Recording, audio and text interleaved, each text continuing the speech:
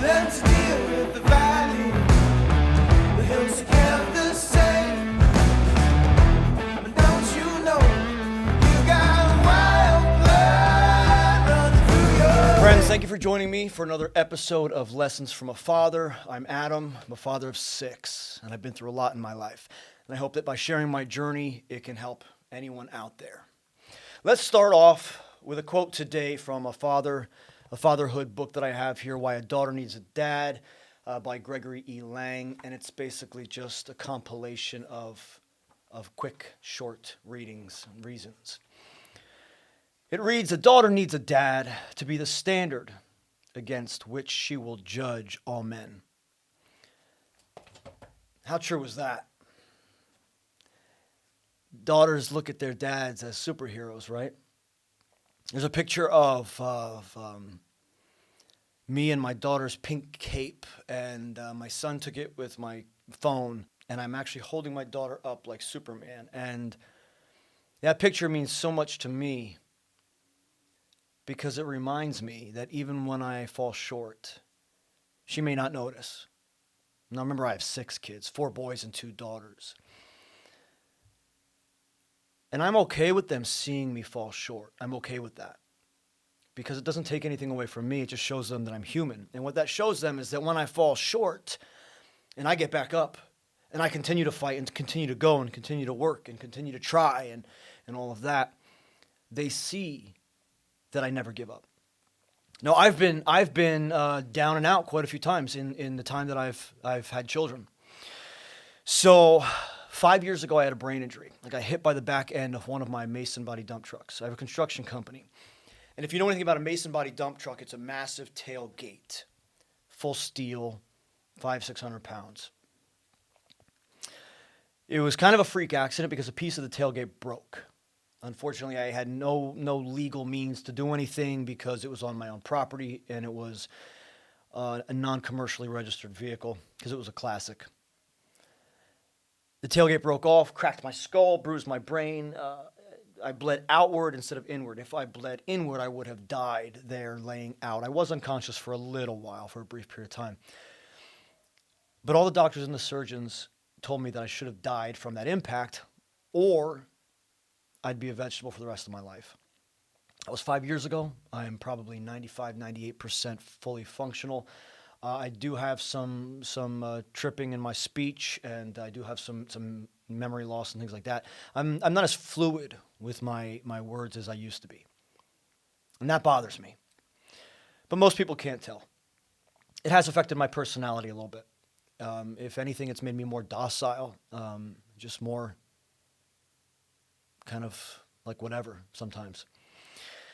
My point is, I was down and out for a while. I had to close 2 companies. I laid in bed for 6 weeks in the dark with my eyes closed because I couldn't open them. The pain was so severe, entering in my head, behind my eyes, down the whole side of my face, and it was wicked. It was wicked. And I did everything I could to get better, to get out of that position and show my kids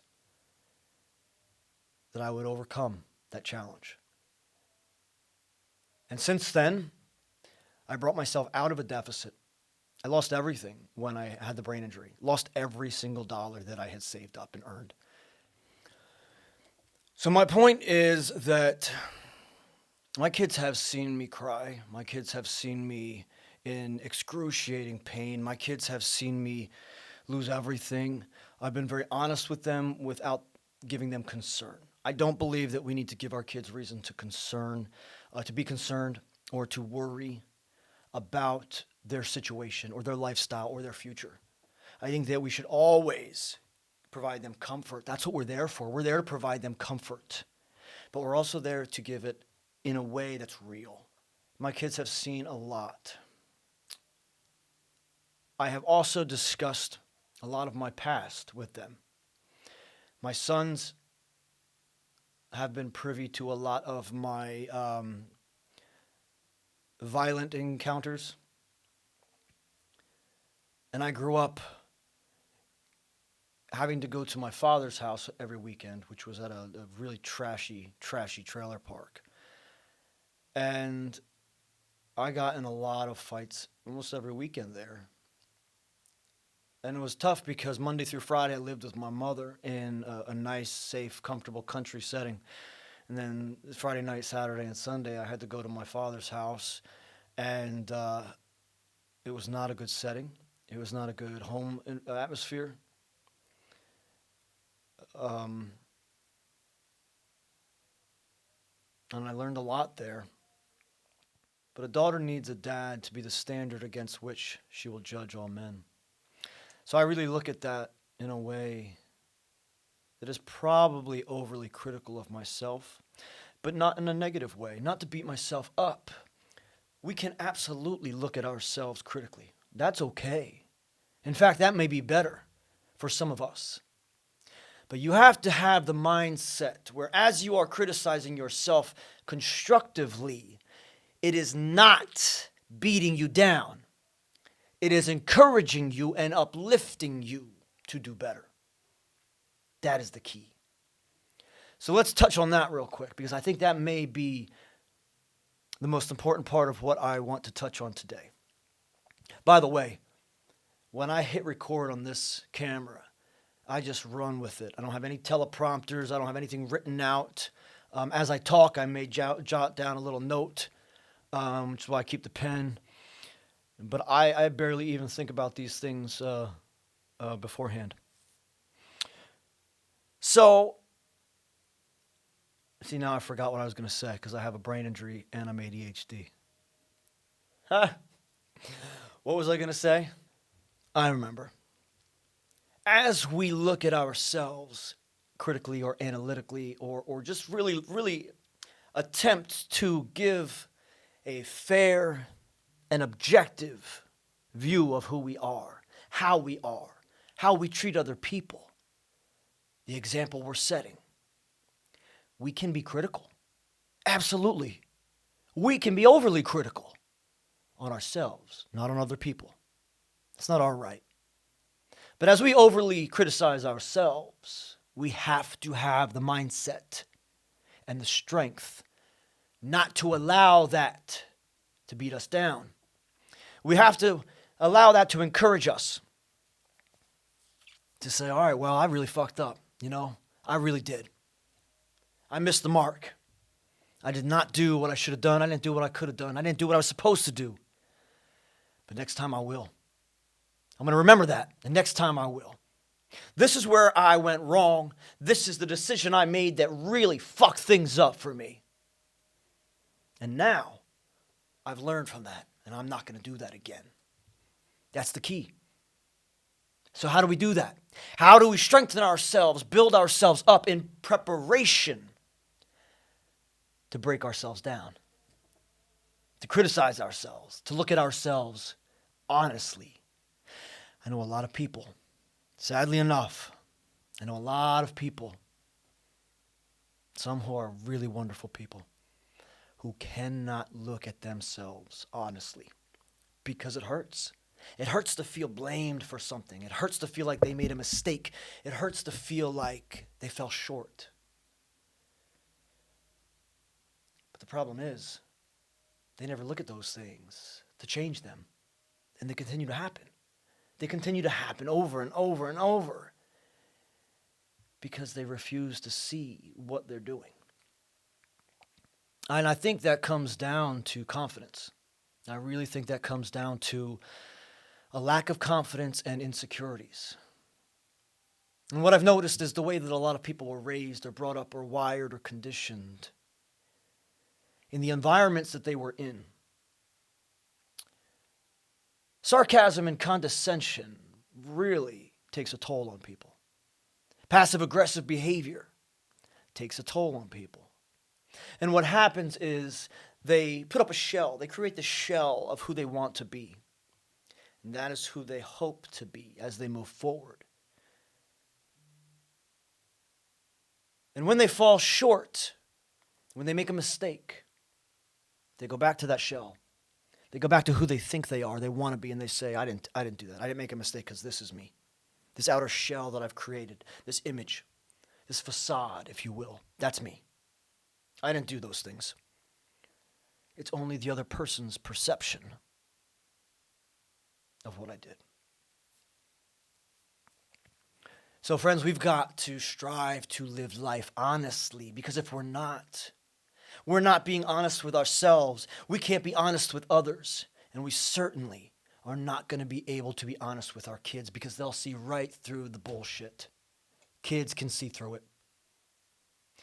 And a lot of people don't give kids enough credit because they're smarter than the rest of us, because they see it, because they're fresh, and they're like, oh, wait a second, something's going on. I've noticed that with my kids. They really are aware of a lot. I have found that self-reflection, I just noticed we lost our pretty purple light in the background. I think we'll manage, right? I have found that self-reflection through my meditations has been key for me to be able to look at myself honestly. And at the end of each day, face my mistakes and face who I was that day. I can tell you that the hardest part of being a person who does that is when other people don't, won't, can't. And you have to function with those people and around those people and coincide with their lives. And you are overly honest about yourself while they are underly honest about themselves. And that's like an unfair balance. It's a very unfair balance. And they have to look at who they are in order to even out that balance and come together. I don't know, do you think they can? Do you think they will? Because that's what you have to ask yourself. So all you can do is focus on yourself, right? So let's come back to the statement for the day, which is a daughter needs a dad to be the standard against which she will judge all men. I want you to walk away remembering that.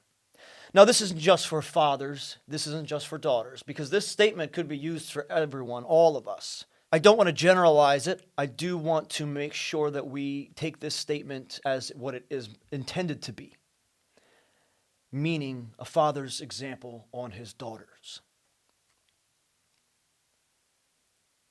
But I also want you to look at it as a way to look into yourself, to improve, to be better, to change and to grow, and to be honest.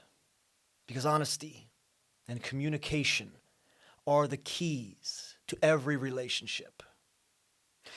I spend a lot of time thinking about who I am, who I have been, and who I want to be.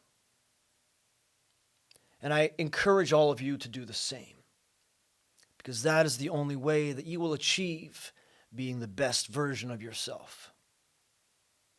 So friends, I want to thank you again for watching this episode. My name is Adam. I'm a father of 6, and I've been through a lot. I hope that you are navigating your way through this life with confidence, security. And if you're not, that's what we're here for together. Let's build this community to help each other, because we've lost too many people to suicide. We've lost too many people to addiction. We've lost far too many.